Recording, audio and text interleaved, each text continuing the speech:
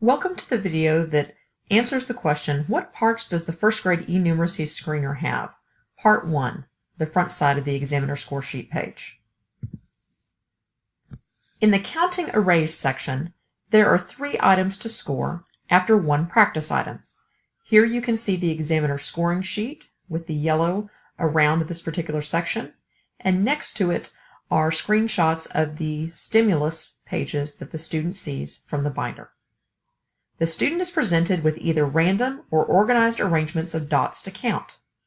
If the student counts correctly, the teacher circles the answer on the right side of the score sheet. If the student counts incorrectly, the teacher marks an X through the answer on the right side of the score sheet. The approximate time it takes students is recorded for the purposes of gauging fluency. In the matching quantities to numerals section, there are 3 items to score after 1 practice item. The student is presented with an organized arrangement of dots and asked which of the 4 provided numerals matches the number of dots they see. If the student answers correctly, the teacher circles the answer on the right side of the score sheet. If the student answers incorrectly, the teacher marks an X through the answer on the right side of the score sheet.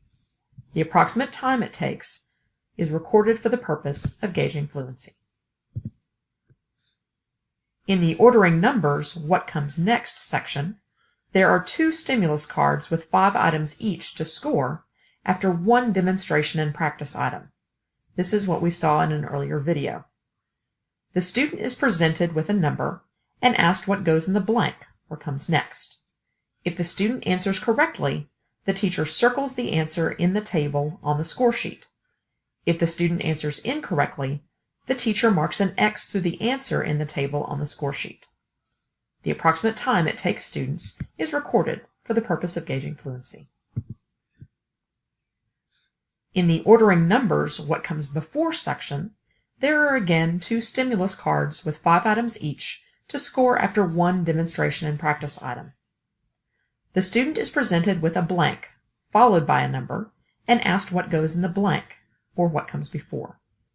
If the student answers correctly, the teacher circles the answer in the table on the score sheet. If the student answers incorrectly, the teacher marks an X through the answer in the table on the score sheet.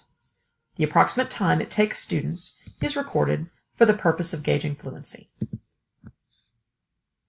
In the comparing sets to 20 more section, there are 3 items to score after 1 demonstration and practice item. The student is presented with organized arrangements of stars and circles and asked which group has more, stars or circles. If the student answers correctly, the teacher circles the answer on the right side of the score sheet. If the student answers incorrectly, the teacher marks an X through the answer on the right side of the score sheet. The approximate time it takes students is recorded for the purpose of gauging fluency. Thanks for watching Part 1.